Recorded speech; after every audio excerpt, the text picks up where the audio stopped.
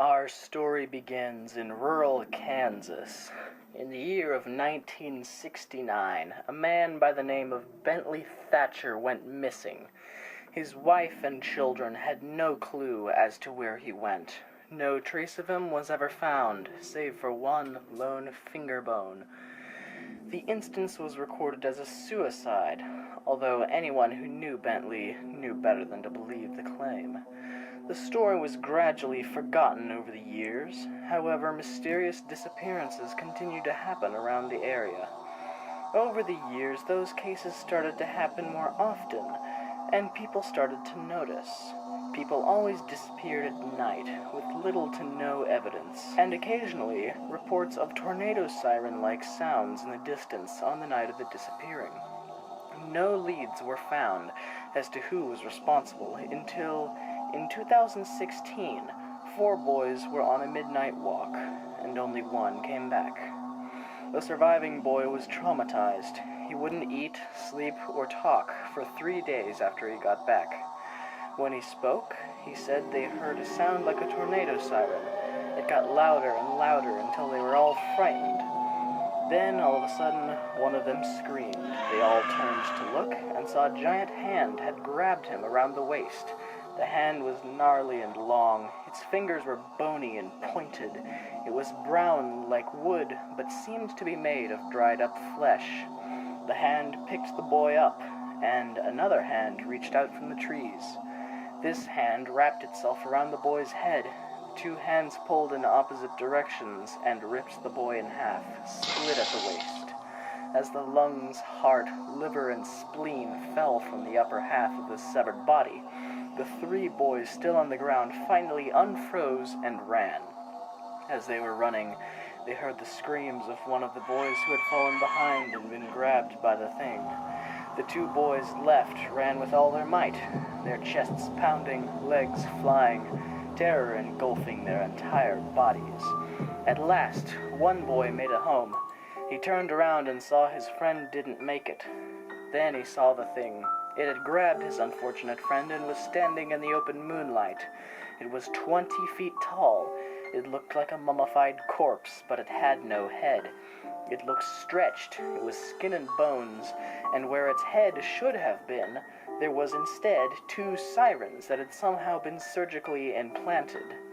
The monster proceeded to crush the 3rd boy into a pulp. Blood, guts, and bones fell out of the thing's hands as it ground the kid into nothingness. The lone surviving boy screamed in absolute terror, waking the entire house.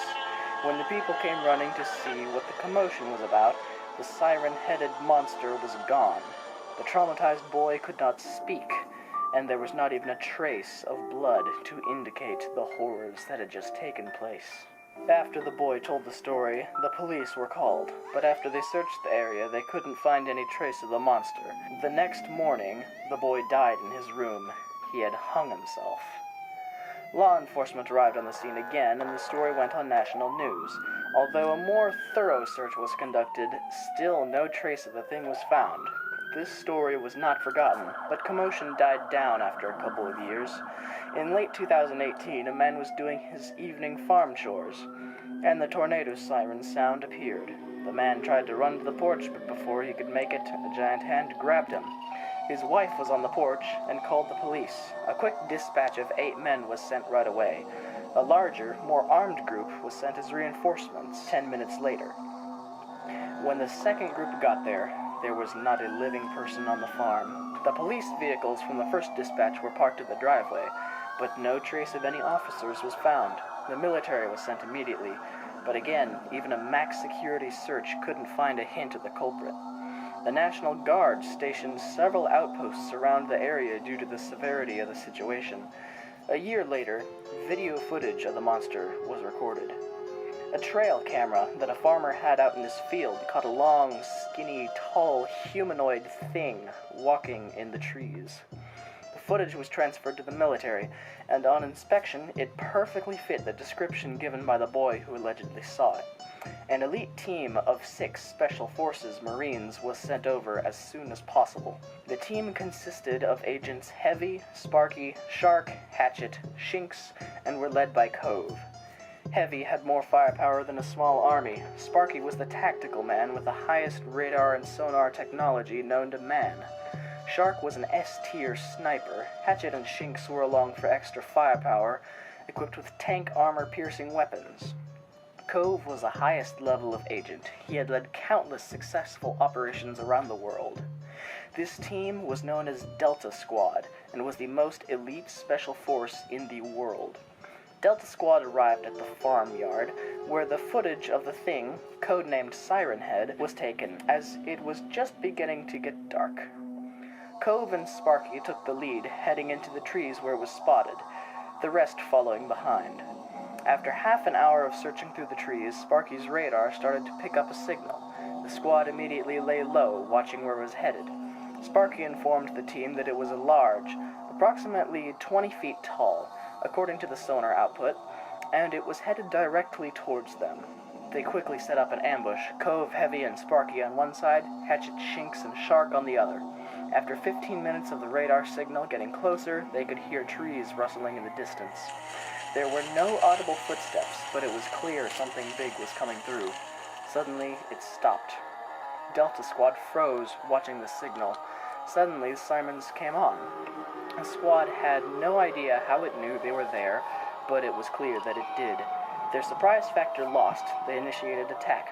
Shark landed a headshot through one of the sirens, which startled Sirenhead, and Heavy opened fire at its ribcage, as the rest of the team circled around to hit it from behind. After Sirenhead recovered from its initial surprise, it started walking forward again. Heavy had shot it at least 15 times with atomic rocket launchers, yet it was unfazed. The rest of the team started hitting it from behind on its upper back. It seemed to flinch at first, but then kept moving forward. The armor-piercing rounds were going straight through Sirenhead, yet it had no effect. Sirenhead moved ever closer and ever faster towards where Heavy and Shark were blasting at it. With the weapons being useless against it, the two Marines tried to flank it. However, it had already raised its long arm and swatted at them. Shark managed to dive out of the way, but Heavy was caught by the swift blow. He was sent flying at record speeds until crunch. A tree stopped his flight and his heartbeat. Cove, after seeing the failure of the firepower, quickly ordered the team take a different approach. As Shark came around behind, Shinx and Hatchet pulled out harpoon rifles and both fired at Sirenhead's arms with punishing accuracy. The harpoons hooked cleanly onto Sirenhead's hands. Shinx and Hatchet ran in opposite directions, pulling Sirenhead's arms apart and holding him still. Sparky used a radiation stun gun to momentarily stun Sirenhead. Then Shark firmly planted several thermal detonators on its chest. Cove had the firing button, and when pressed, Sirenhead's chest was forcefully hollowed in the explosion. For a second, the team thought they had killed him, and let out a sigh of relief. But then Sirenhead started up again. Enraged now, Sirenhead pulled in both of its arms, yanking both Shinx and Hatchet inward. Cove, Sparky, and Shark immediately started shooting again. However, it was useless.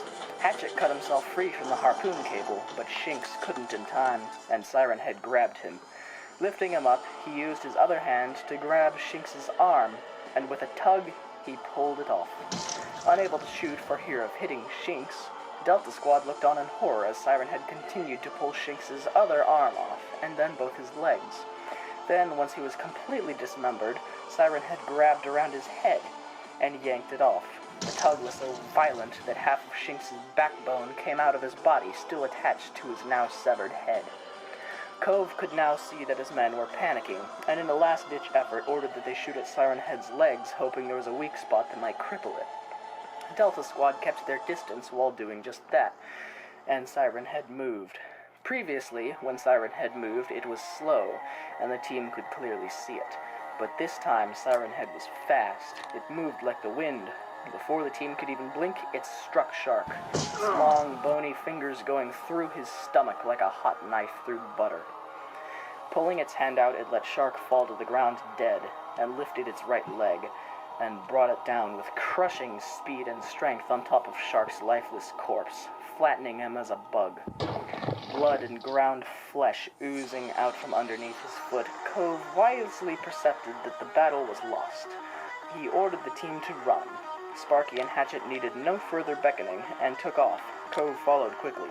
Sparky was in shock after seeing 3 of his teammates die in such horrible ways, and even though they could no longer see Sirenhead, he kept on shooting. Cove told him to stop, but Sparky was too terrorized to stop. He kept shooting into the trees, into the sky, into nothingness, until his gun ran out of ammunition. Then he drew his pistol and continued to fire at nothing. With the gunshots Sparky was setting off, it was not hard for Sirenhead to follow them, and follow them it did.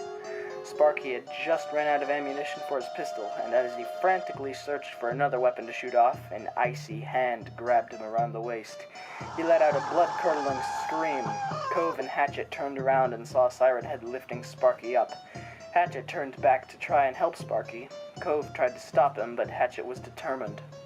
As Sirenhead lifted his other hand to crush Sparky, Hatchet pulled out a 500,000-volt taser and electrocuted Sirenhead's legs. It worked. Sirenhead let go of Sparky, and he fell 15 feet to the ground, breaking his leg on landing. Sirenhead lifted its hand up to grab Hatchet, but just before the hand made contact, Cove shoved Hatchet out of the way. Hatchet went flying, and looked back in time to see Cove, who had been grabbed instead, being ripped apart. Realizing that if it weren't for Cove, it would have been him being ripped apart. Instead, Hatchet grabbed Sparky, who had half fainted from fear and pain, and ran. Cove's blood splattered on both their faces from where Sirenhead was at work mutilating his body. Hatchet found an old shed in the trees and decided to hide in there with Sparky until morning. He heard Sirenhead walking, and breathed a sigh of relief when it went past the shed unsuspecting. To Hatchet's dismay, Sparky started groaning in pain. He tried to minister to his leg and get him to be quiet, but it was no use. Soon he heard the horrible sounds of the trees moving as Sirenhead came closer. Sparky's groans had alerted it to their location. As it continued to approach, Hatchet was in such a state of terror that he hid under an old table in the shed, hoping his death would be swift and painless. The roof of the shed was suddenly torn off, and Sirenhead stood looking in. Sparky was still laying propped up on the floor, and to Hatchet's horror, the large hand of Sirenhead reached into the shed and grabbed Sparky once more. From his viewpoint under the table, Hatchet could not see what happened to Sparky once he had been lifted out of the shed, but after a minute of screams that faded into silence, a few organs, a hand, and a couple bones, as well as a bloody mush, fell back onto the floor of the shed next to the table under which Hatchet was hiding. Hatchet expected to die then and there, but because he was under the table, Sirenhead could not see him and walked off.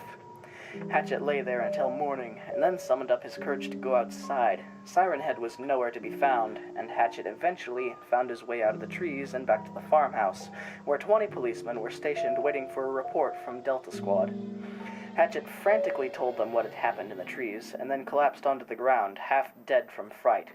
He was immediately transported to the nearest hospital, and the police, as well as the people who lived on the farm, were evacuated. A national state of emergency was called, and everyone living in the immediate area was also evacuated. The information that Hatchet had brought back was not released to the public as to not instill national panic, but it was easy to tell that the government and military were nervous about the situation. Once all the civilians had been escorted away from the area, the military sent a barrage of tanks, as well as a couple helicopters to watch from the sky. When the helicopters returned, they had video footage of the battle, and everyone could clearly see the Sirenhead as it used its brute strength to smash through the armor of a tank and rip the head off of it. It did similar things to the others. In short, Sirenhead completely destroyed 20 top-grade military tanks and killed everyone in them. In the aftermath of the battle, a small chunk of dried skin was found, presumably from Sirenhead. It was retrieved and studied under close examination, and to the surprise of everyone, it was human DNA. They extracted the DNA and found that the Sirenhead was actually the body of a woman who went missing in the 60s, named Emma Jones. Emma had gone missing in 1968, shortly after breaking up with her boyfriend, Lucas Williams. It was never found out how or why she went missing, but her former boyfriend Lucas was still alive at age 75 and was immediately questioned. After only 10 minutes of probing, Lucas broke down and admitted that he had created Sirenhead out of Emma's dead body. Emma and Lucas had broken up over an argument about Lucas's obsession with the science experiments. More specifically, his experiments with bringing dead things back to life.